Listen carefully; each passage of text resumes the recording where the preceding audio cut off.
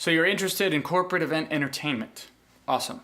This is an efficient, thorough 5-step process for booking entertainment for your next corporate event. Step 1, know your audience. What is the demographic of your audience? You want to consider as many factors as you can. And it doesn't have to be a scientific endeavor. You don't have to spend a month targeting your audience, but just consider who's going to be at the event, what they might like, what they might dislike. Are your attendees going to be coming by themselves, or are they bringing significant others? Will your attendees be bringing friends? What is the age of your audience? Are they mostly millennials, young people, or are they an older crowd? Are they going to be bringing their children? Will it be mostly women at the event, or mostly men? Or will it be a mix of everything? Who do you have on your VIP list? Is this crowd a rowdy crowd, or are they more laid back? Once you get a general sense of the crowd that is going to be at the event, then you can begin to look for the type of performer that you want. But it's not a good idea to look for the performer until you've already answered these questions. Number 2, know your options. First off, and most importantly, make sure that your entertainer is clean and appropriate. Foul comics, sensual or erotic performances,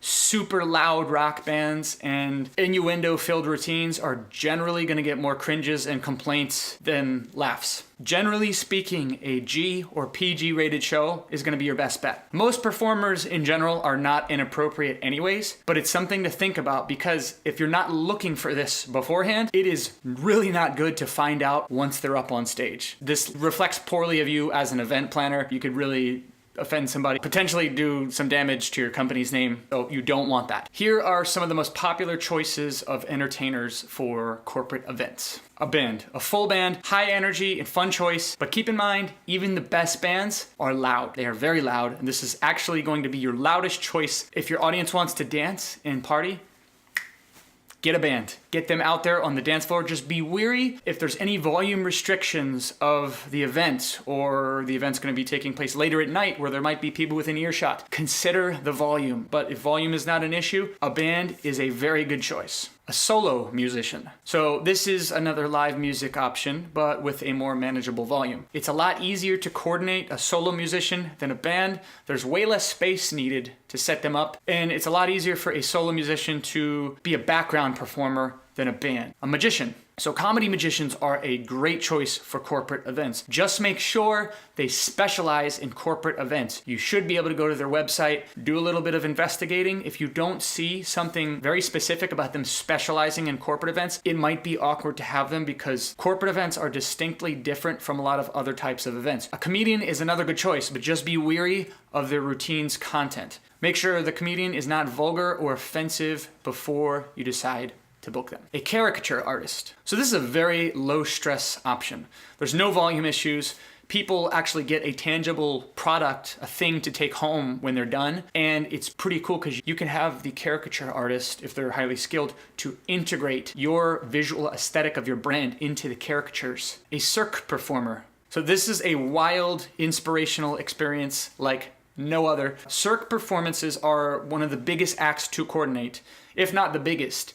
They're not the loudest, but they're probably the riskiest and the most dangerous. Some cirque performers use fire, swords, acrobatics, contortionism, knife throwing. Generally, really fun, really exciting. Just be aware, you're probably going to need to have a little money set aside for performance insurance. A celebrity impersonator. Now, this is a very unique choice. It is interactive and it's surprising. Not everyone expects this. Just make sure the character is one the audience is going to love. After you have decided what type of entertainer that you want, we're on to step 3. You find your favorite. This is the fun part. Once you know what type of performer you want, it's time to go hunting. A Google search of magician for hire or solo musician for hire or a band for hire should bring up websites with lots of options. Make sure that when you find someone you like, the person that you're planning on hiring has all, not some, all of the following things. A professional website. This is a no-brainer. Every serious professional entertainer has a website. Also take note,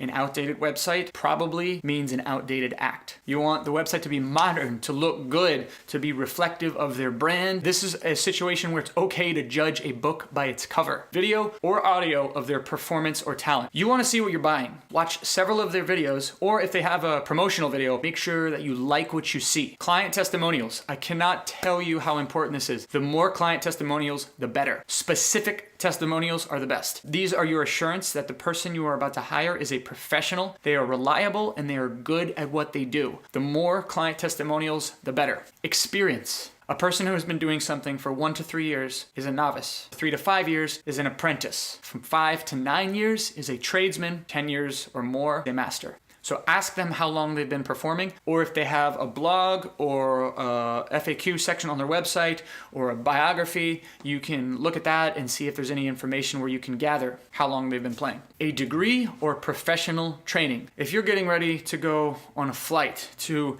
Beijing and the pilot gets on the intercom and they go, "Hey guys, just want to let you know that we're going to Beijing. I've actually never had a flying class, but I've always wanted to fly, so let's see what happens."